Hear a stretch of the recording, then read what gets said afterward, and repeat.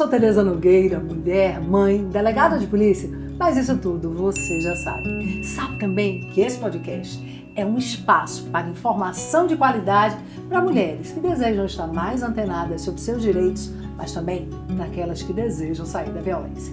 Portanto, sejam todos e todas muito bem-vindas ao podcast Chama a Delegada.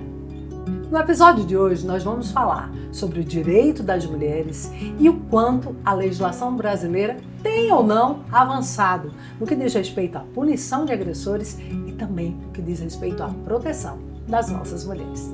Para isso, nós vamos contar com uma convidada super especial que fala desse tema do jeitinho que a gente gosta, com profundidade e leveza. Hoje eu tenho a honra de apresentar a nossa convidada, que é referência no direito penal brasileiro. Estou falando de Maria Júlia Leonel, ou, como eu gosto de chamar, Maju Leonel. Ela é advogada criminalista, mestre e doutora em direito penal, professora, debatedora do programa Acerto de Contas da CBN e revisora da Revista Brasileira de Ciências Criminais. Uma profissional que alia teoria e prática, conhecimento e sensibilidade e que tem se dedicado a fortalecer a justiça e defender o direito das mulheres. Maju, seja muito bem-vinda ao nosso podcast. Prazer enorme ter você aqui. Tenho certeza que você vai abrilhantar a nossa noite e que esse episódio vai ser um sucesso. Prazer e satisfação é todo meu estar aqui. Queria te parabenizar por esse projeto. É um projeto muito importante, sobretudo para a gente falar sobre temas que são tão caros para a gente, de maneira leve, de maneira que dê para todo mundo entender. Então, assim, é muito satisfatório a gente saber que existem mulheres como você, que apesar de toda a dinâmica e jornada de trabalho ainda topa abrir um espaço para diálogos tão importantes como esse. Obrigada. Ai, que coisa linda, minha gente. Assim eu vou me emocionar logo no início do episódio. Não vale, né? Obrigada, Maju. Você não tinha como não estar aqui com a gente, porque você já estava no meu radar. Mas vamos embora. Antes da gente começar a falar sobre tantos temas interessantes do nosso direito penal, do direito das mulheres, eu quero que você conte para mim e para todo mundo. Quem é Maju? Ai, que pergunta complexa. A gente também é dessas, profunda e filosófica. Ai, eu acho que eu sou uma multiplicidade de coisas, né? Eu, felizmente, nunca me contentei em ser uma só. Então, eu acabo assumindo vários papéis, várias personas, a depender dos espaços em que eu estou ocupando, né? Mas, antes de tudo, eu sou uma pessoa que acredita no horizonte justo, no horizonte igualitário, no horizonte em que nós, mulheres, não vamos precisar estar reivindicando por igualdade, nem reivindicando pelas nossas vidas, porque a gente vai estar num espaço em que os nossos corpos, eles não são inferiorizados.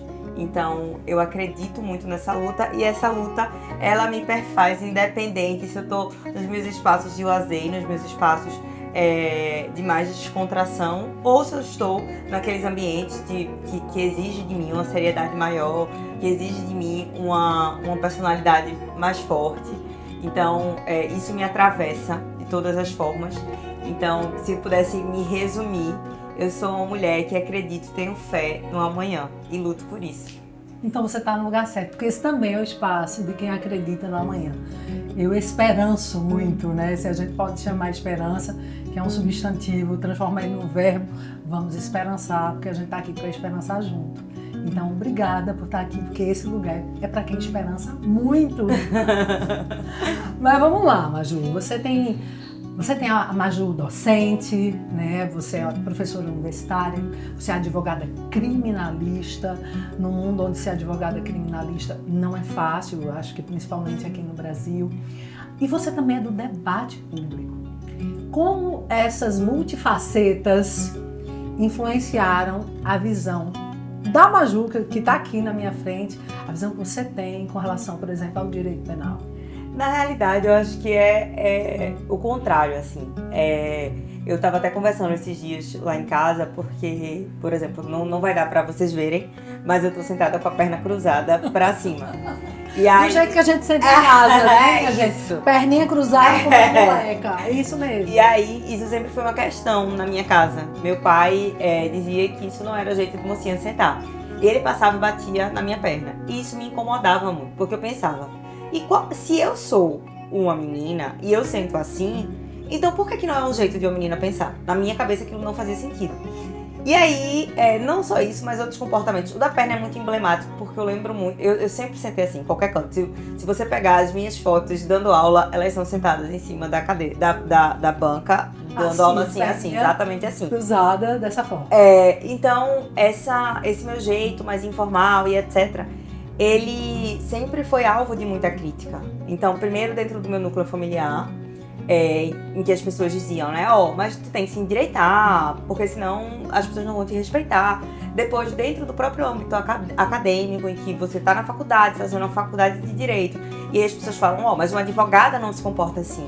Então, isso enquanto você ainda era estudante? Enquanto eu ainda era estudante. E aí, eu comecei a perceber que, de fato, cada vez mais esses padrões sociais, eles eram cobrados de mim.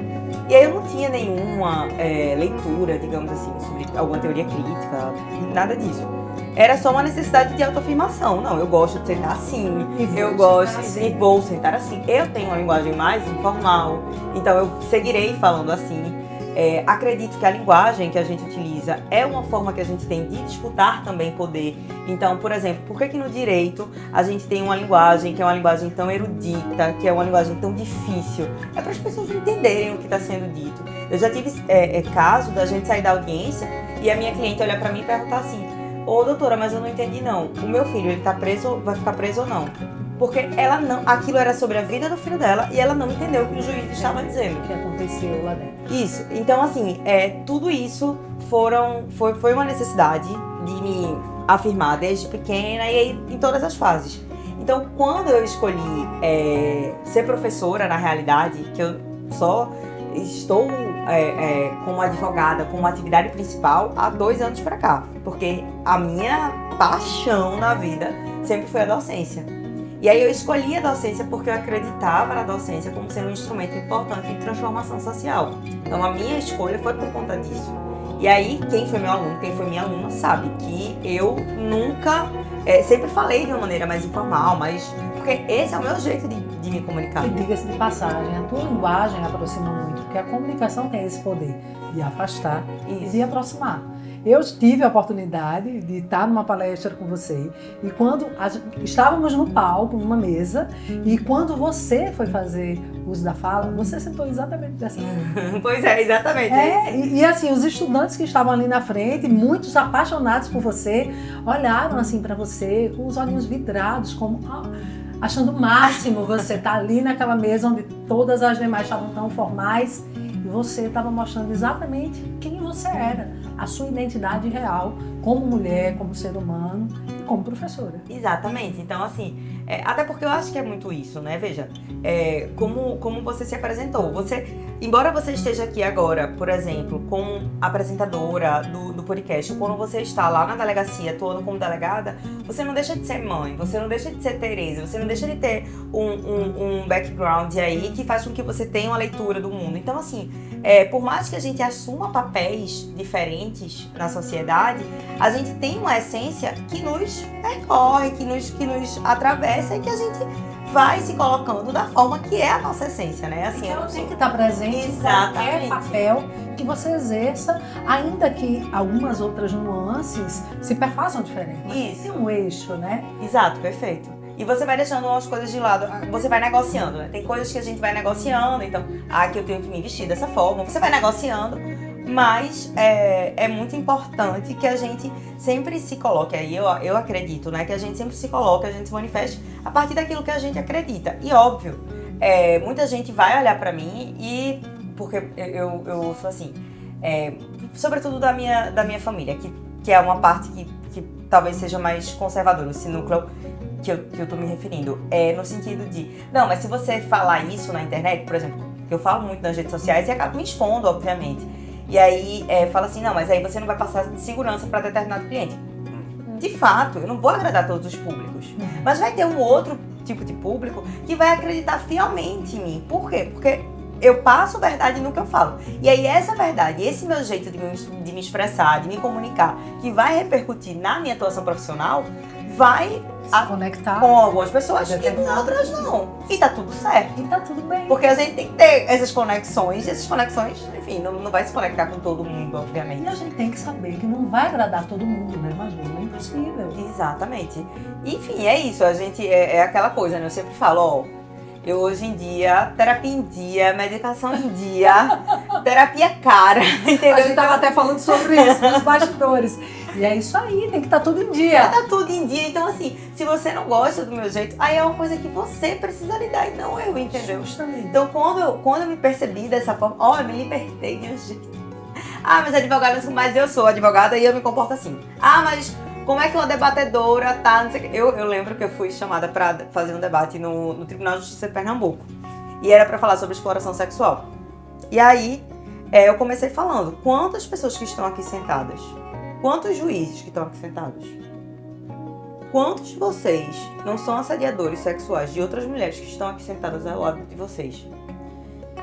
E aí, eu lembro... Começou com essa fala? Eu comecei dizendo pra eles que eu tinha comprado um vestido muito caro, porque se eu chegasse já falando, eu tinha que impactar eles de alguma forma, aí tinha que ser com o meu vestido, porque eles estavam ali muito conservadores.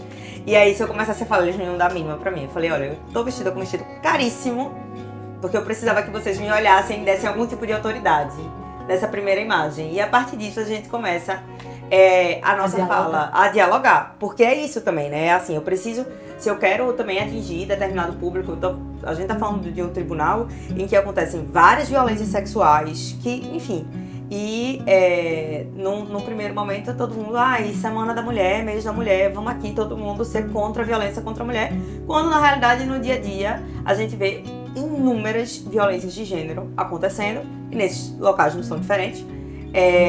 E aí eu precisava construir uma linha de conexão com aquelas pessoas. Então obviamente que eu não ia chegar lá com a blusa de movimento feminista e dizer, não é assim. Eu precisava gerar uma comunicação, uma conexão com eles e a partir disso fazer o que eu acredito. Mas assim, a gente vai criando estratégias também, né? Vai amadurecendo e criando a gente vai aprendendo, né? Exato. A lidar e também a conquistar o nosso espaço. Porque eu acho que essa conquista de espaço, ela também pode vir com leveza, né? Sim. Você vai chegando, se aproximando e ao mesmo tempo vai mostrando quem você é. Certamente, assim, eu acredito que nesses espaços, eu acho que também tem muito disso, assim, da forma que a gente vai se comunicar, para quem que a gente vai se comunicar. Por exemplo, rede social. Rede social é um público que eu não determino. Eu não determino quem vai me ouvir. E aí, agora, o que eu posso questionar é que tipo de público eu quero atingir. E na medida em que eu não quero falar para outros advogados, eu não quero falar para outras pessoas que têm um acesso absurdo à informação e etc.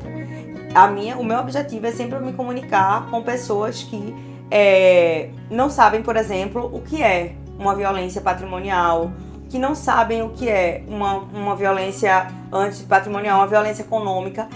E aí, se eu utilizo de uma linguagem que eu não vou me aproximar com aquele público, aquelas pessoas elas continuam sem saber. Então, assim, essas estratégias é que a gente vai avançando e que a gente vai construindo aí as nossas redes de apoio, vai construindo esse grande emaranhado de informações que tanto nos custa, assim, porque a gente tá falando de um tema, Teresa, que parece que é banal, assim, violência contra a mulher, ainda violência contra a mulher. Veja, a gente tá num país que todos os dias a gente tem mulheres sendo vítimas de feminicídio. E as estatísticas só crescem. As estatísticas só crescem. Então, assim, como é que eu posso dizer que esse é um assunto batido?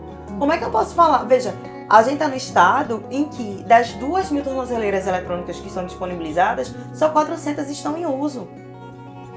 Então, existe aí uma dissonância entre o que a gente está falando aqui, tem alguma coisa acontecendo. Existe algum lugar que ou a palavra não está chegando, ou o judiciário não está funcionando, mas tem alguma coisa aí que não está rolando para a gente ver essa crescente. Então, assim, não se exaure essa temática, a gente não pode deixar de debater essa temática quando ela continua sendo a nossa principal agenda.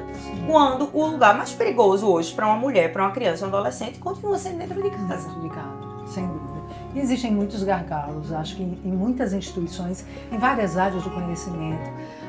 Eu gosto de dizer que, na minha percepção, a gente tem avançado no sistema de punição, mas eu tenho ainda a percepção que, no que diz respeito à prevenção, a gente ainda está engatinhando. Você tem essa percepção também? Total, assim, eu acho que a gente aposta muito no sistema punitivo, a gente aposta muito na legislação, que vai aumentar a pena, que vai tornar, por exemplo, a lei de feminicídio, ela torna a gente teve uma modificação recente, né? E aí a gente tem o feminicídio como sendo o crime mais pesado, de pena mais pesada no Código Penal. No entanto, a gente não tem diminuição de feminicídio, muito pelo contrário, a gente está numa crescente. E por quê? Aí a gente vai analisar. A gente teve 180 mil ligações aqui no estado de Pernambuco comunicando que houve violência doméstica. No entanto, essas denúncias que foram feitas por telefone, elas não repercutiram, por exemplo, em medida protetiva. As mulheres, elas não foram até a delegacia, ou hoje aqui no estado de Pernambuco, né, que a gente pode fazer pela internet. Elas não fizeram isso. E por que isso não está acontecendo? Porque muitas mulheres, elas sequer acreditam que aquele homem ele vai evoluir daquela violência. Então, assim... Muitas sequer acreditam que o sistema de proteção, de fato, funciona. Pode funcionar. Exato. Mesmo que... Porque é isso também, né? A gente vai acreditando nas experiências também, né? A gente ouve, tal mulher foi lá na delegacia, falou e não aconteceu nada. Porque as pessoas também confundem muito essa investigação, né? O que vai acontecer na delegacia com a medida protetiva, por exemplo. Porque se tem uma coisa que a mulher ela pode acreditar, é que essa medida protetiva ela é deferida quase que de imediato, assim. 24 horas, 48 horas, estourando para essa medida protetiva ser deferida. Então, assim, e aí a gente olha, por exemplo, que dos números de feminicídio, 99%, segundo o Anuário de Segurança Pública que saiu recentemente, 2024, de todas as mulheres que foram assassinadas, 99% não tinha medida protetiva. Ou seja, significa dizer alguma coisa pra gente. Aqui no estado de Pernambuco, nenhuma mulher vítima de feminicídio, ela tinha medida protetiva. Então, assim, isso é um indicativo pra gente. Isso tá me dizendo que a medida protetiva, ela tá funcionando. Sim. Mas por que as mulheres que estão sendo vítimas de feminicídio não estão procurando o Estado a medida protetiva e a medida de proteção? Veja, eu acho que... A sua opinião. Qual é o gargalo? Onde a gente está falhando enquanto sociedade? Eu acho que existem... Enquanto Estado? Eu acho que existem alguns aspectos, Tereza, que a gente precisa analisar de uma maneira mais geral. Exemplo, quando a gente está falando dessas mulheres que são vítimas de violência, a gente pode colocar todo mundo no mesmo bolo, né? Então, primeiro ponto. E aí, por isso que essa análise, ela precisa ser feita de maneira segmentada. Então, quando a gente está falando de uma mulher, por exemplo, pobre, periférica, assalariada, ela vai negra, em regra, ela vai procurar a delegacia. Ela chega na delegacia e pede a medida protetiva. A medida protetiva é concedida. Aí ela vai pensar, pra que eu vou ter uma medida protetiva? Eu não vou para um abrigo. Os meus filhos, eles já estudam aqui, já tem toda uma rede. E o meu trabalho, eu já pago não sei quanto de passagem para poder ir para o meu emprego. Não vou para um abrigo. E aí ela pensa, se eu fizer a medida protetiva, ele não vai ser preso, porque a medida protetiva não tem esse objetivo. Ele pode entrar na minha casa a qualquer tempo. É melhor não fazer, porque se eu fizer, eu posso provocar ele. E ele então, vir aqui pra mim. Eu deixo isso pra lá. Eu fico ameaçando ali que eu vou procurar a polícia, eu deixo pra lá. E também tem um aspecto, muitas dessas mulheres, elas não acreditam que aquilo vai evoluir. De fato. E um outro aspecto. E a gente percebe isso na realidade das delegacias. Muitas, inclusive, quando procuram a primeira vez, e aí, durante aquela entrevista de anamnese, a gente percebe naturalmente que já há um histórico anterior, às vezes até de anos, muitas, ainda naquele primeiro momento, depois de anos de violência, ainda fazem exatamente essa pergunta. Será que vai funcionar? Eu tô apavorada, será que isso vai funcionar? Pois é, mas é isso, porque, primeiro, o Estado não é onipresente, então ele não tem, por mais que a gente tivesse um sistema ideal, a gente ainda assim, a gente não conseguiria que o Estado ele suprisse todas as mulheres, isso é impossível. E aí quando a gente tá falando dessa primeira categoria, né, que a gente listou, a gente tá falando de mulheres que moram em comunidades que não vai ter um porteiro para barrar quem vai entrar. Então assim, esse cara ele tem acesso aberto àquela casa, então muitas vezes na cabeça dessas mulheres é preferível uma negociação com aquele cara, a negociação no sentido de assim, ó, eu não tô te denunciando, então fica na tua, porque vai entender aquela medida protetiva como uma ameaça e tal. Então, esse é um aspecto. Às vezes recorrer a um familiar. A um familiar dele. Dar um recado, isso, né? Não, muitas conversa vezes, com ele. Isso. Diz pra ele que eu vou dar uma chance, mas que ele fique na dele, que se afaste. É isso, perfeito. É muito comum isso, inclusive, né? Ligar pra mãe do cara e falar, ó, fala pra ele, ou então alguém que eles conseguissem ter ali uma mediação. Quando a gente tá falando de mulheres classe média, são mulheres que elas não têm contato com a polícia. Então é muito difícil você ver uma pessoa que é classe média, ela ter a delegacia, ela ser um ambiente de conforto. Aí você fala, pô, mas não, a delegacia não é ambiente de conforto pra ninguém. Só que quando a gente tá falando de mulheres mais pobres, essas mulheres que estão nessa categoria, né, periférica, o único estado que aquelas mulheres conhecem é o estado policial. É a única parte que o estado chega lá é a polícia. Então existe uma familiaridade com a polícia. Quando a gente tá falando de uma mulher branca, classe média, universitária, aquela mulher nunca foi numa delegacia. Quando ela foi na delegacia foi pra dizer que foi furtada, foi pra dizer que foi vítima de um assalto. Aquela mulher, ela não tá naquela delegacia porque o familiar matou outro, porque alguém levantou uma faca no aniversário. Aquela mulher não tá na delegacia por conta disso. Então, eles têm outros meios de resolução de conflito. Sim. E aí ela acaba achando aquele ambiente mais constrangedor do que o normal. Então assim, eu não vou procurar uma delegacia. Exatamente. Eu não vou procurar uma delegacia para poder resolver essa situação, porque eu posso resolver a partir de outros mecanismos, de outros recursos. E aí acaba também que existe uma outra condição, né? Ela mora num prédio que tem um porteiro que consegue inibir aquilo ali. Enfim, vão tendo ali outros cenários. Tem uma amiga delegada, tem um amigo que é policial. Uma amiga advogada. Uma amiga advogada. Trabalha num lugar que tem relativa Exatamente. segurança. Então assim, você vai encontrando ali outros mecanismos de negociação. Agora, é a gente saber que esses mecanismos, eles são todos, óbvio que a gente vai ter variações de grau, mas eles são insuficientes. O que a gente percebe é essa insuficiência, porque a gente vê que tá cada vez mais, como é que eu posso dizer? É como se esses homens eles estivessem se sentindo cada vez mais livres e validados para fazer isso. Você vê um homem que pega uma mulher e assassina essa mulher, com machadada, numa varanda, você percebe que ele tá confortável em fazer aquilo. Ele quer mostrar pra todo mundo, é só você olhar. Exato, aqui é só você olhar. O que eu tenho coragem e vou fazer. Exatamente, é um espetáculo a céu aberto, como a gente vai vendo outras situações. A gente teve um caso aqui em Pernambuco agora, emblemático, assim, de Valentina, eu não lembro o nome completo dela, mas uma menina de 11 anos que ela estava na escola, aí se recusou a ficar com um menino. E aí, 5 alunos dessa escola espancaram essa menina. A menina faleceu. E aí você veja que a gente tá falando de uma menina que estava numa escola. Ela estava estudando. 11 anos. Tinha 11 anos. E você vê que essa menina com 11 anos, a ela já é negado o direito de dizer não. A ela já é negado o direito de determinar sobre sua vontade, sobre a sua vida e sobre a sua morte. E aí a gente tem uma família enlutada. Por quê? Porque a gente tem uma sociedade que ela tá completamente validando que homens e meninos, eles tomem essas posturas. Então, assim, é muito embaixo, digamos assim, o cenário pra gente perceber o porquê que aquela mulher, ela não vai até a delegacia, porque também ainda tem outro aspecto, que é o do julgamento, né? Porque aí se esse cara, ele vem a ser preso eventualmente, as pessoas responsabilizam a mulher, os filhos responsabilizam a mulher. Mãe, meu pai foi preso por conta de você.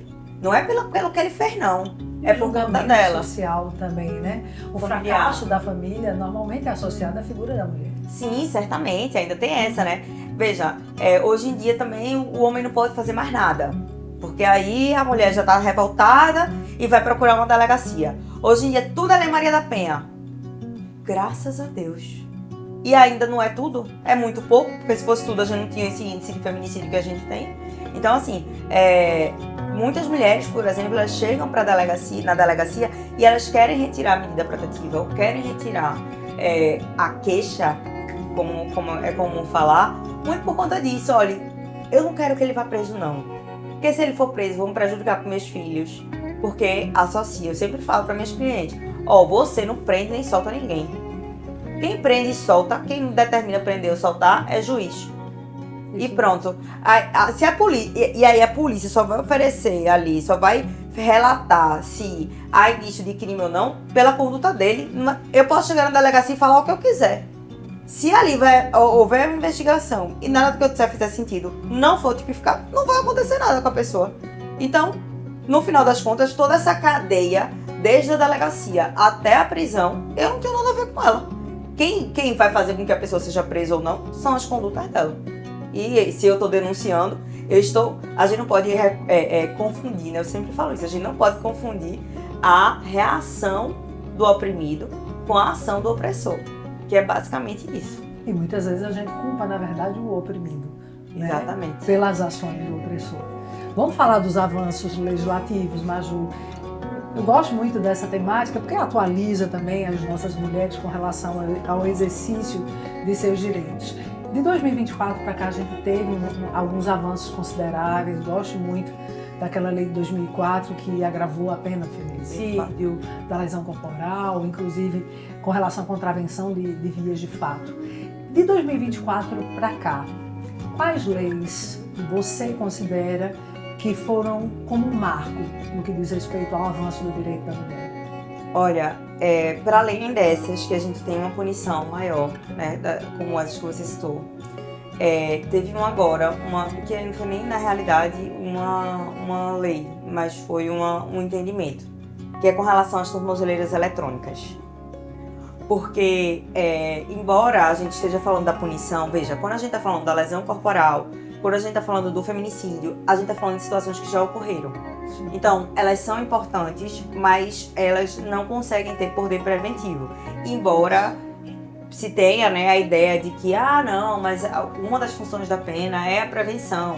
Então, você olha para a pena, exatamente, você olha para a pena e fala assim, não vou querer cometer esse crime, porque esse crime é o mais alto do direito penal. A gente já percebeu, e aí a gente olha para o nosso sistema e a gente vê que a pena efetivamente não é algo que intimide essas pessoas. Só que a tornozeleira eletrônica, ela é uma medida que ela pode prevenir os crimes. Por quê? Quando a gente está falando da tornozeleira eletrônica, a gente tem uma dificuldade muito grande aqui no estado de Pernambuco, não sei a realidade de outros estados de maneira quantitativa, né? Mas aqui em Pernambuco a gente tem uma dificuldade muito grande, Tereza, que é com a quebra dessa medida protetiva. Então, por exemplo, a gente chega na delegacia e aí a gente comunica, preciso de uma medida protetiva. De maneira rápida, a delegacia, ela envia para o judiciário e o judiciário concede. Essa parte pra gente é ok. Qual é a parte não ok pra gente? É quando a quebra dessa medida protetiva. E aí a quebra dessa medida protetiva com a possibilidade de colocar o monitoramento eletrônico, ela pode inibir que aquela situação ela se agrave porque o Estado passa a fiscalizar os passos daquela pessoa. Só que antes disso, muitas vezes, e aí é fundamental a formação de gênero das pessoas, dos receptores primeiro, já que quem vai ser a delegacia. Então quem ouve aquela mulher é a delegacia. Ela não vai ser ouvida em juízo por conta de uma medida protetiva. Ela vai ser ouvida na delegacia. E aí muitas vezes acontece isso que você estava colocando. A mulher chega e fala, aconteceu uma situação. Aquela situação foi o estopim. Mas existe uma série de outras coisas. Que vocês olham e falam, não, esse cara é um cara que tem potencialidade criminosa e tal.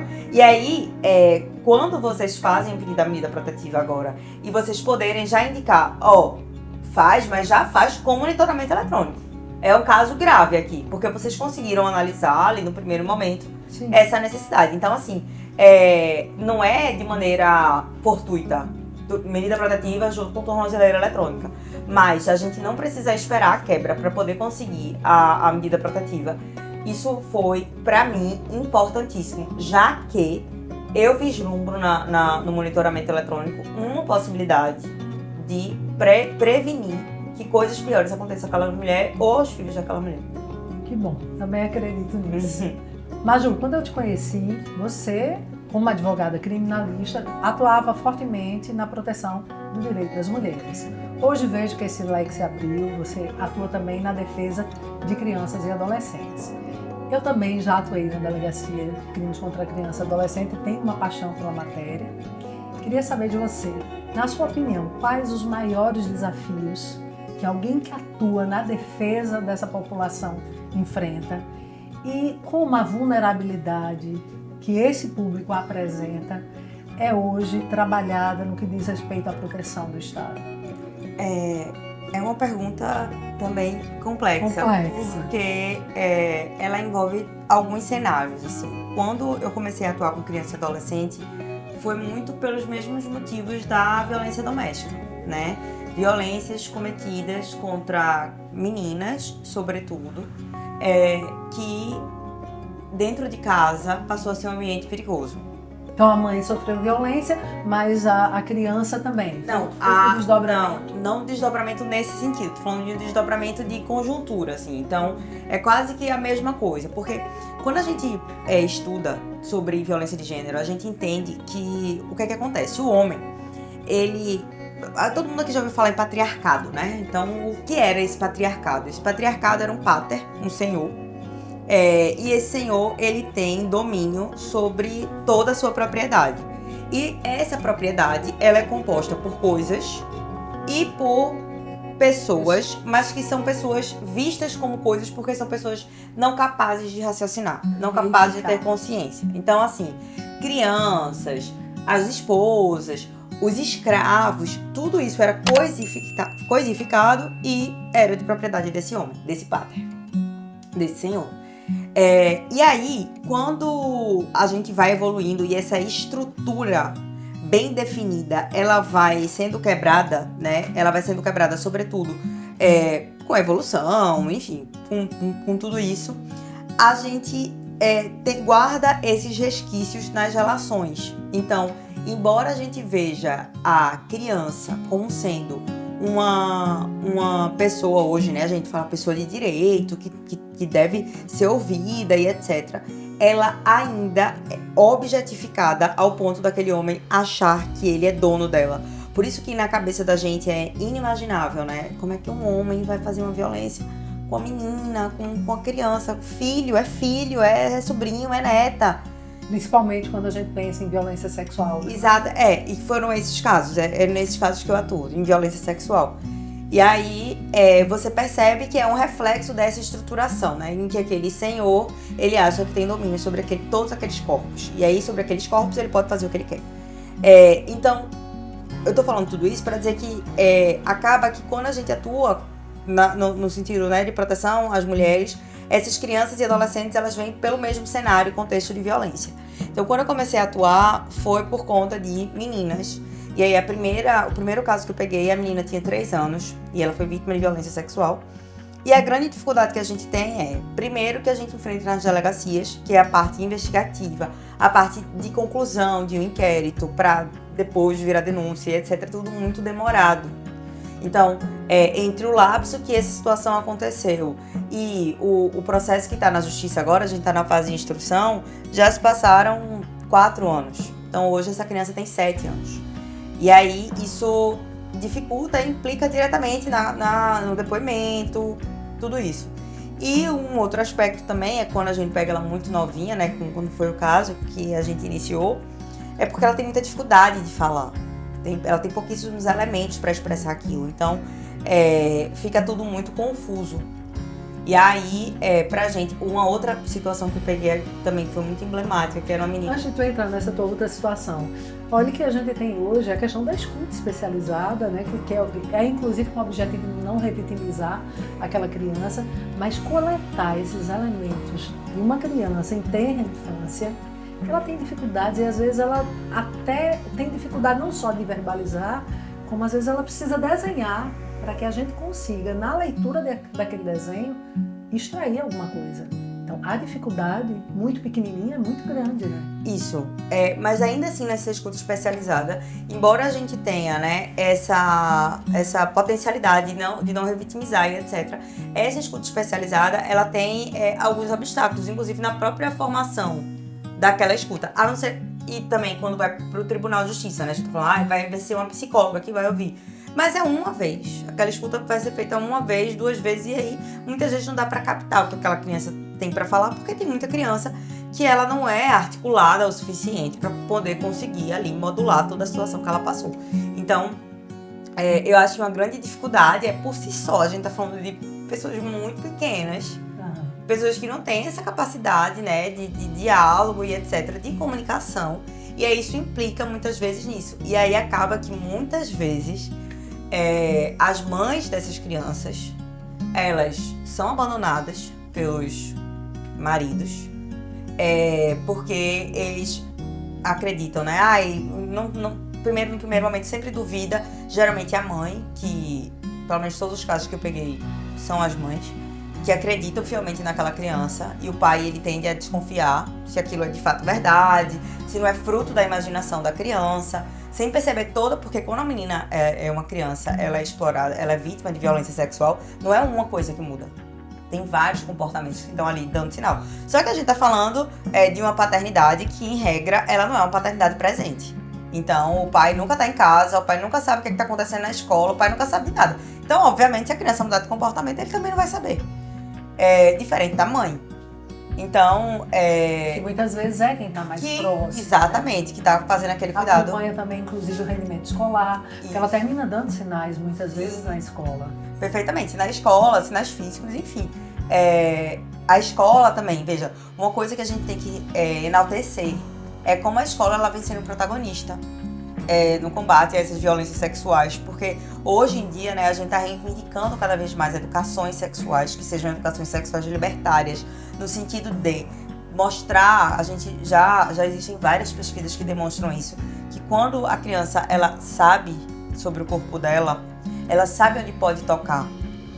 Porque se ela não conhece aquilo ali, aparentemente não se fala sobre aquele assunto, então quando um pai, um tio, uma avó, tô só falando de homem, mas assim, acontece também com mulher, mas quando vem fazer aquele toque, são pessoas que têm a confiança daquela criança. Esses crimes acontecem do lado de casa, né? Como costumam dizer, aí as decepções estão a uma perna de distância da gente. E esses crimes acontecem com pessoas que estão a uma perna de distância da gente. São pessoas muito próximas. Então aquela criança confia. Então se aquela criança, ela nunca ouviu do pai, da mãe, das pessoas que ela tem como referência, que ninguém pode tocar aqui, ninguém pode tocar ali, que só pode tocar pra isso, que se estiver incomodando o toque, tem que contar pra papai, pra mamãe, pra quem for. Então ela passa a normalizar muitas vezes aquele toque. E aí isso também é uma outra dificuldade, né? Quando a gente não tem essa educação sexual sobre o corpinho delas, óbvio que eu tô falando de uma educação sexual com seus devidos limites da idade, mas quando a gente não tem isso, acaba que elas têm dificuldade e acabam naturalizando aquele tipo de violência porque elas não percebem aquilo como violência. Inclusive, pode até despertar prazer nessas crianças. Sim. Justamente porque elas não têm os mecanismos daquele serzinho ainda estão sendo formados, né? E aí, na medida em que a gente resolve silenciar sobre o assunto, a gente cria terrenos férteis ali para esse tipo de violência. Sim. Eu gosto, inclusive, gente, de falar, sempre que eu tenho a oportunidade de falar, eu falo sobre o semáforo do toque, que eu falava muito na Delegacia da Criança e do Adolescente, sobre essa necessidade que a gente tem, como você falou. Claro que com limites, mas de alguma forma educando essa criança do ponto de vista da sexualidade, né? O sinal vermelho, o sinal amarelo, o sinal verde. Qual a área do corpo que o sinal pode ser verde? Que áreas o sinal precisa ser sempre vermelho?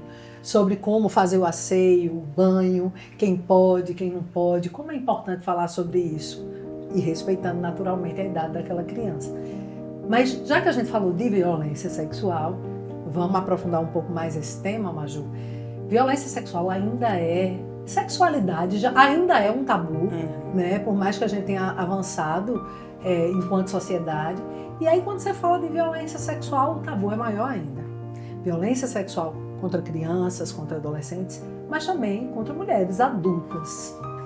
Na sua opinião, qual é o maior desafio nesse caminho de desconstrução, de tentar transformar isso num diálogo coerente, adulto, de respeito, mas também de espaço de fala para as mulheres? Eu acho que a maior dificuldade é os homens entenderem que não é não, assim. É um instrumento simples eu acredito ser... não demandaria muito raciocínio para se entender sobre limites, né? Eu não acho que falte, por exemplo, conhecimento sobre isso. No sentido de extrapolar o limite do outro. Porque por mais precária que seja seu acesso à educação, por mais precário que seja seu acesso a formações no sentido geral, você sabe quando está incomodando o outro, você sabe qual é o limite do outro, você sabe. Você sabe o que é dúvida, você sabe. E aí, quando eu falo isso é porque a violência sexual, ela se perfaz de muitas maneiras. E que a gente tem uma legislação, inclusive, branda, no que se refere às penas de estupro, que é o crime mais severo que a gente teria, assim, né? Da violência sexual. A gente tem uma penalidade, eu considero baixa, pelos traumas que isso deixa, pelos requisitos que isso deixa. E isso não é por acaso. A gente tem um código penal que eu sempre falo, né? O direito ele é feito de homens para homens. Então, a gente precisa entender que a legislação, ela não é construída numa nave e que tem pessoas ali que estão raciocinando. Não, a gente tá falando de uma legislação que ela é construída por Zé da Feira, que foi lá, fez uma piada e se candidatou e ganhou pra ser deputado federal. Pra não sei quem, que é famoso no TikTok, que ficou... Pronto. Essas pessoas, elas compõem o legislativo. Acompanhe lá, entre lá e olhe como é as discussões no legislativo. Essas pessoas fazem as leis. Majoritariamente homens brancos, héteros, que se reivindicam heterossexuais. E a gente tem uma perspectiva cada vez mais conservadora. O nosso Código Penal, quando ele começou a punir o estupro, por exemplo, se o homem, ele aceitasse casar com a mulher, ele não cumpriria pena. Gente, a gente passou por esse momento enquanto sociedade. E a gente passou por esse momento, não é uma coisa assim, longínqua, não. A gente tá falando de um Código Penal que ele dizia pra gente, eu costumo dizer que o direito penal, ele institucionaliza, ele torna legítimo a opressão de gênero, né? Não só o Código Penal, porque isso era acompanhado de um Código Civil que dizia que nós, mulheres, a gente não tinha capacidade de fazer nada sem o marido. As mulheres, elas existem a partir de um homem, né? Para o direito era muito isso. E aí você vê um direito que ele autoriza o estupro. De que forma? Porque o problema do estupro nunca foi a mulher. O direito ele nunca se preocupou com a mulher. Tanto que, se o cara pagasse um dote pro homem e casasse ali com a mulher, tava tudo certo. Ou então ele teria que ir pra uma outra ilha, tinha que ser... Porque o problema de você estuprar uma mulher era um homem que não estava legitimado a acessar aquele produto, aquele objeto, ele acessou. E aí ele acabou violando. É como se eu entrasse no supermercado e tivesse meus produtos. Se você abre o produto, aquele produto ele perde valor pra mim, que sou a dona do mercado. Então, eu que sou homem e sou seu proprietário. Na verdade, você violou o direito do outro homem. Exatamente. É um homem violando o direito do outro homem. Então, por exemplo, quando a gente tinha o Código Penal que punia o estupro, ele punia o estupro do homem branco que estuprava a mulher preta. Porque aquele estupro, ele estava autorizado. O direito, ele dizia, essa mulher preta pertence a esse homem. Do mesmo jeito que esse homem branco, esse senhor, quando ele estuprava a mulher dentro do casamento, ele não ia ser punido, porque aquela mulher também pertencia a ele. Qual era o problema? É quando alguém da senzala e entrava na casa grande e estuprava a mulher branca. Porque aí eu tô tendo um homem que tá acessando uma propriedade que não é dele. Esse é o problema. É o acesso de uma propriedade que não lhe pertence. E aí, isso vai reverberando ao longo do tempo. Quantas vezes as mulheres estão acompanhadas, um cara vai dar em cima da mulher, e aí o outro cara chega e fala assim, ei, ela tá acompanhada. Aí o cara vai olhar pra ele e fala, desculpa, irmão. É tipo, olha... Pede desculpa ao cara. Claro, porque eu violei a propriedade dele. Mas bem, então a gente tem vários cidadãos. E a mulher fica no meio disso. Oi, tô por aqui. Eu tenho o direito que me tutela. No carnaval, eu tava passando numa rua e um cara bateu em mim sem querer. E ele virou pro cara que eu tava e falou assim, desculpa. Aí eu falei assim, moço, é que você bateu em mim. Não foi nele, não. Né? Aí você é um pouco louca por conta disso. Mas não, é porque, né? Eu sou um sujeito de direito. E aí, a gente tá falando de um estado que tem essa conjuntura sobre o estupro. Semana passada, saiu uma decisão aqui do Tribunal de Justiça de Pernambuco, dizendo que foi punido um cara que tirou o preservativo durante a relação sexual, sem o consentimento da mulher. E aí eu fui ler os comentários, eu sempre faço o exercício de ler os comentários, porque é importante pra gente ver com que tipo de sociedade a gente tá lidando. Conhecer bem a opinião pública. E aí os homens falando, né, a maior parte homens, então quer dizer que tu agora até pra transar é uma burocracia, você vai ter um fiscal. Veja, não, meu querido, veja, preservativo, ele previne gravidez, ele previne doença, e aí você tá tirando o seu consentimento da mulher, porque se você quiser correr o risco, aí é um problema de vocês, tá tudo certo. A questão é, tu aceita isso? Tu aceita correr o risco? Houve acordo de vontade? Houve acordo. É só isso, não é difícil. Não é complexo. Não sai caro, o né? combinado não sai caro. E não é difícil. Então, assim, não é porque... Ai, desculpa, tirei o preservativo, mas eu não sabia que tirar o preservativo era crime. No mínimo, é uma palhaçada da sua parte. No mínimo, você tá sendo errado.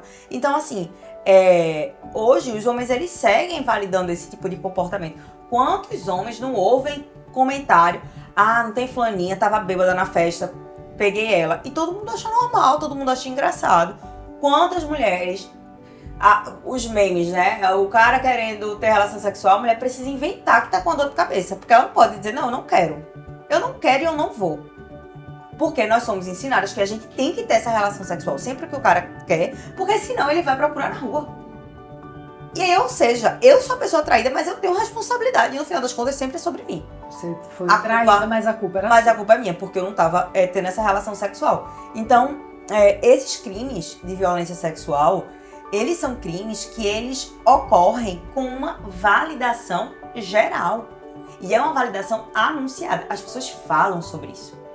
O cara transou com uma mulher que estava dormindo, transou com uma mulher que estava bêbada, e ele fala sobre isso. E muitas vezes fala numa roda de E ele conversa fala de outros em ambientes. público sobre isso. E o público consente isso. Ou Então pelo eu estou menos se dizendo que cala. estou validando. Ou eu me calo. Então eu estou validando esse tipo de coisa. Então é confortável. É confortável. Teve um menino que nessa postagem do TJPE, ele comentou assim: tá cada vez mais difícil ser homem. Eu falei, deve ser uma barra. Olha, amigo, claro que são vocês que estão morrendo a cada 6 minutos no país, por dia, você está sendo assassinado. As mulheres estão matando os homens. As mulheres estão matando os homens, as mulheres estão estuprando os homens. É difícil ser mulher. É difícil ser criança. Você pensar que 75% dos casos, eles acontecem dentro da sua casa. Com uma criança, com um adolescente. Que mais de 85% do que acontece com as mulheres são de companheiros e ex-companheiros. A gente tá falando de uma sociedade em que a nossa violência tá acontecendo com um cara que a gente dormia, que a gente já disse eu te amo, que a gente, sabe? Que às vezes a gente constituiu uma família. Que às vezes a gente constitui uma família. 2, 3, 4 filhos. Pois e chega uma hora que esse homem tira a vida dessa mulher. Pois é. E é isso. Por isso que eu acho que muitas mulheres não acreditam, sabe? Porque você pensa assim, não é possível. Porque se você parar pra pensar assim, no mínimo de racionalidade, de civilidade, assim, e humanidade, você pensa assim, não. Como que a pessoa vai fazer isso? Porque eu acabei o relacionamento, porque eu não quero mais. Você não consegue nem conceber. Como ele vai fazer isso? Mas ele faz. Ele faz, ele mostra, ele anuncia que ele vai fazer, ele faz, ele mostra que ele faz. E aí, é isso, eles acabam sendo esses donos, né, das nossas vidas e das nossas mortes, porque eles dizem quanto a gente vive e quanto a gente morre. E essa vida fadada, porque é muito engraçado você ver quantas mulheres elas têm problemas psicológicos. Se você for pegar um hospital psiquiátrico, que hoje a gente não tem mais, mas quando você vai fazer uma análise psiquiátrica, né, de mulheres que têm problemas mentais mais severos, isso existe uma correlação com abusos sexuais na infância, na adolescência. Todas nós mulheres, a gente conhece alguém ou a gente foi vítima de violência sexual. A violência sexual, ela é uma constante na nossa vida. Porque o nosso corpo, ele é objetificado desde que a gente é criança. Desde que a gente é criança. Então, essa fragilidade que nos é posta, essa falta de capacidade de discernimento, de racionalidade, etc., que nos é colocada, e por muitas vezes a gente acredita, muitas vezes macula a nossa autoestima. né? Então a gente realmente passa a acreditar que a gente não é tão capaz. Porque veja, se você analisar, Teresa, não tem nada maior do que a autoestima de um homem hétero. Pode reparar, a autoestima deles é uma coisa impressionante. Nada pra eles tem limite, tudo eles podem. E aí, eu sempre falo isso, eu sempre brinco com isso. Olha, meu Deus, se houver outra vida, eu quero vir com a autoestima de um homem hétero, por favor. Porque realmente é uma coisa surpreendente. E aí, essa autoestima muitas vezes é o que faz com que a gente tenha sido vítima de violência sexual. E aí a gente se coloca nesse espaço, se coloca nesse local de retração. E a gente vive uma expressão de sexualidade ruim ao longo da nossa jornada. Muitas de nós, né, não vai ter acesso a uma terapia, acesso a uma saúde mental de qualidade. E a nossa vida, ela é sugada por estresse, por uma pressão e etc. Em que, no fundo, aquilo ali, aquela mancha, ela segue acompanhando a gente em toda a nossa trajetória. E a gente nunca teve a oportunidade de voltar ali, se abraçar e dizer, não, eu não sou culpada por aquilo. Eu não fui culpada por aquilo. E isso prejudica, sem sombra de dúvida, assim, a nossa existência. Quando você fala com essa paixão e com essa profundidade sobre violência sexual, tem um caso que marcou muito minha vida como delegada, de uma mulher que sofreu uma violência sexual. Nossa, fora da curva, fora do que é imaginável quando você pensa numa violência sexual. E ela terminou tirando a própria vida. A primeira coisa que ela teve das pessoas mais próximas, porque ela, naturalmente, quando sofreu a violência, ela não procurou a polícia. É muito difícil, gente, uma mulher que sofre violência sexual recorrer à polícia de imediato. É muito raro. Normalmente, ela quer um acolhimento, ela quer alguém que abrace, alguém que ajude. E as primeiras pessoas que deveriam, em tese, acolher, julgaram e 2 dias depois ela tirou a própria vida. O que falta, Maju, na sua opinião, para a gente elevar um pouco mais o patamar civilizatório em nosso país, o que diz respeito ao direito das pessoas? Teresa, eu acho que se a gente está falando de, por exemplo, você cita um exemplo que pessoas ao redor daquela mulher, elas foram incapazes de acolher ela. E quando a gente está falando de pessoas que estão ao nosso redor, são pessoas que teoricamente nos amam, são pessoas que partilham com a gente de momentos bons e etc. E se elas são incapazes de me reconhecer, de me olhar nos olhos, de me acolher, você imagina o outro, né?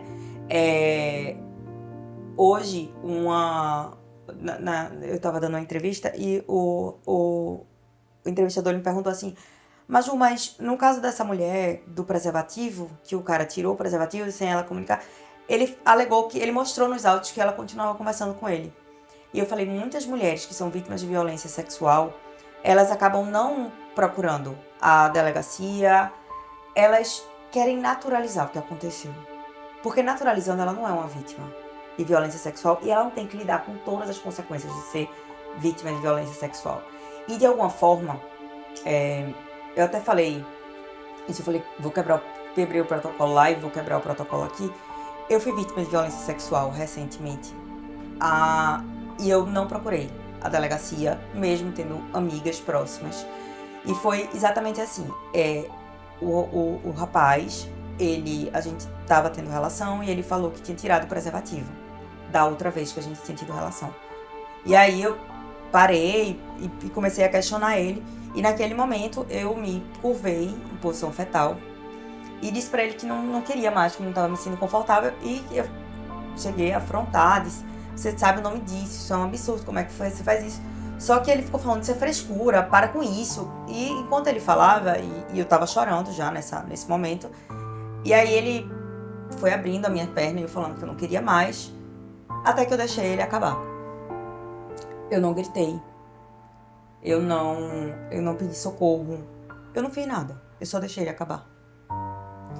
E no outro dia, quando ele falou comigo, eu não falei pra ele, você me estuprou. Isso me impactou absurdamente. Isso fez com que eu passasse 2 semanas trancada no meu quarto e tenha me feito desenvolver um pânico de celular. Então muitas vezes, quando eu tô com crise de ansiedade, eu não consigo pegar no meu celular. No entanto, eu não procurei a delegacia. Eu não procurei... Eu não fiz nenhuma exposição dele. Eu não fiz absolutamente nada. Eu tentei conviver com essa dor, que é o que eu tento. Porque, embora quando a gente fala em violência sexual, a gente não queira ser determinada a partir desse local, né, da violência, porque essa violência, ela foi um fato na minha vida.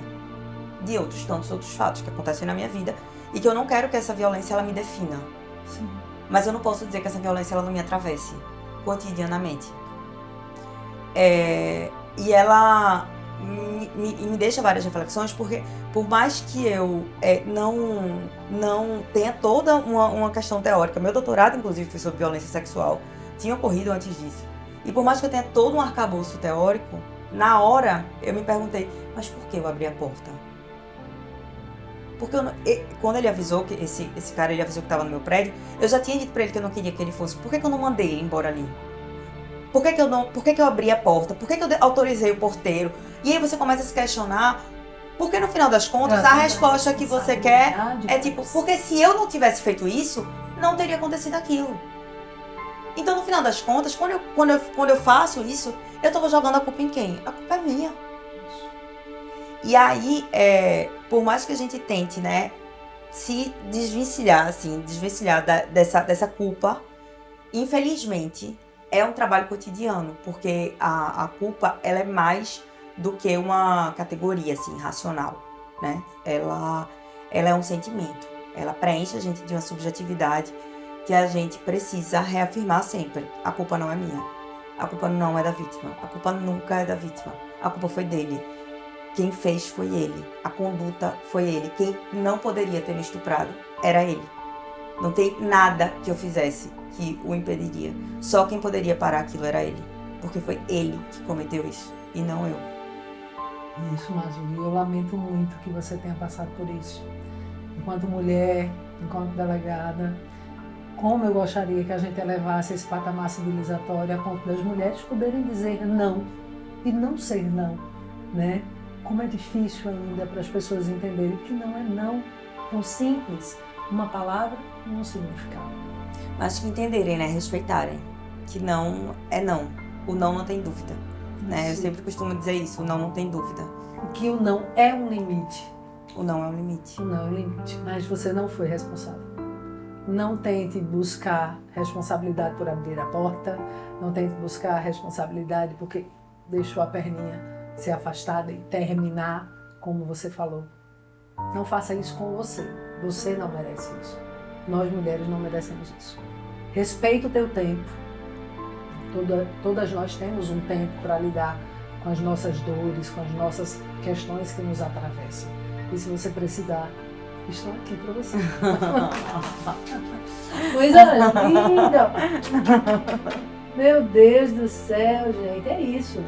E não é não, que forma linda da gente concluir. Então, só para a gente não terminar com essa energia que nos atravessou e que com certeza vai atravessar muitas mulheres que vão se identificar com a tua história e com isso que a gente quis levantar nesse tema tão lindo de hoje.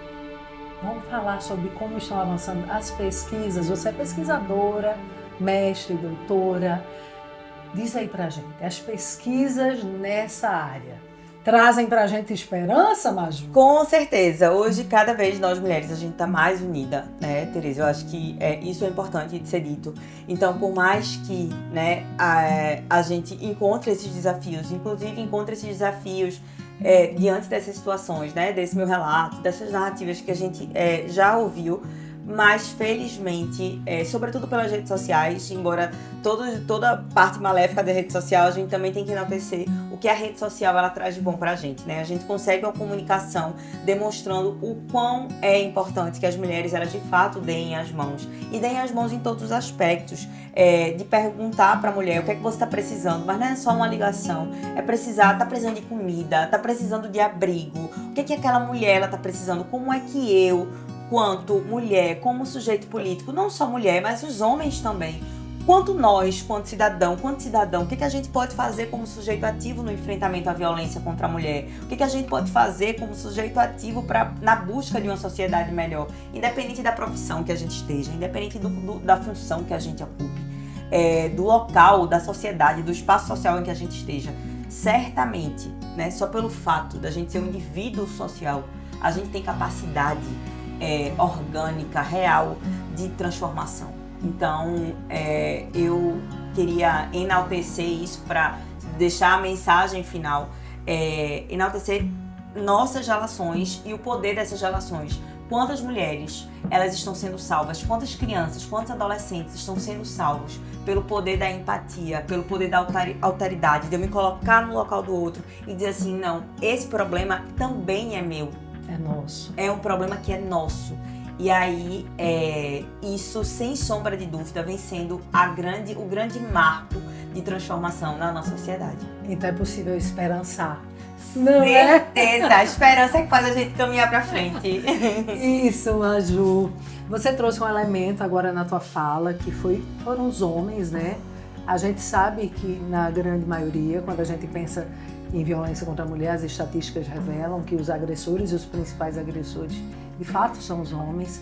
Mas eu acho também que não dá pra gente continuar esse debate e trabalhar a prevenção sem trazer os homens também para a defesa das mulheres. Certamente, porque esse é um problema nosso. A gente não quer uma sociedade só de mulheres. Claro, a gente quer uma sociedade de homens e mulheres. Então, assim, esse assunto, ele é um assunto que ele nos pertence, né? É um assunto que ele é de todos nós. Então, sem sombra de dúvida, os homens, eles são imprescindíveis nesse debate, nessa luta, nesse enfrentamento. A gente precisa das pessoas ao nosso redor para a gente poder brigar com mais força contra o patriarcado. Então, agora eu vou pedir para você 2 mensagens. Olhando para cá, uma mensagem para as mulheres que nos ouvem. O que é que faltou ser dito? Qual a mensagem que você quer deixar para elas? E para os homens, qual é o recado que precisa ser dado? Aqui. Bem, para as mulheres, eu acredito que a gente precisa se fortalecer. É preciso que a gente se una, que a gente entenda que toda aquela historinha que nos contaram de que nós somos inimigas, que a gente tem inveja e etc. Tudo isso é uma tática para o nosso afastamento. Tudo isso é uma tática para que a gente não dialogue sobre os problemas que acontecem na nossa casa. E quando a gente se junta, a gente consegue revolucionar. Então, sem sombra de dúvida, a nossa capacidade de gerar o novo, ela não pode ser desperdiçada. Então, vamos se unir, vamos pra frente, vamos criar redes de apoio real. Não é só estar no Instagram dizendo ninguém solta a mão de ninguém, não. É no nosso dia a dia, é a gente olhar pro lado e a gente perceber as dores e a gente se fortalecer. E os homens se juntarem a nós, porque essa luta é uma luta nossa, é uma luta coletiva. É isso aí. Aproveita, deixa teus canais de contato, rede social, telefone profissional, você manda aqui. Meu Instagram é majuleonel.adv e aí lá tem um link do meu WhatsApp, qualquer coisa que vocês precisarem, qualquer dúvida que vocês quiserem tirar a respeito do que a gente conversou aqui ou outros assuntos, podem ficar à vontade, como vocês estão vendo aqui, é tudo muito tranquilo, então podem ficar à vontade e me procurar por lá. É isso aí, Maju, maravilhosa. Obrigada por esse bate-papo tão gostoso. Eu sabia que a gente ia arrasar, que você ia arrasar, porque conteúdo você tem de sobra, você tem amor, tem brilho nos olhos e empatia. Isso faz toda a diferença nesse mundão da gente, viu? Se a gente quer esperançar, tem que ter essa energia. Obrigada, Tereza, vamos juntas. Vamos embora? E aí, gostou do nosso episódio de hoje? Se gostou, já sabe. Curte, comenta, compartilha, manda para todo mundo, para as amigas, para os amigos e para a família. O episódio de hoje teve o apoio da Astral Veículos, Faz Contabilidade, Trio Comunicação, Instituto Faneco, Grupo Mulheres no Brasil, Núcleo Recife, Partiu Entrega. A você, ouvinte, muito obrigada pela companhia. Te espero aqui no Chama Delegada. Um cheiro no seu coração e até o nosso próximo episódio.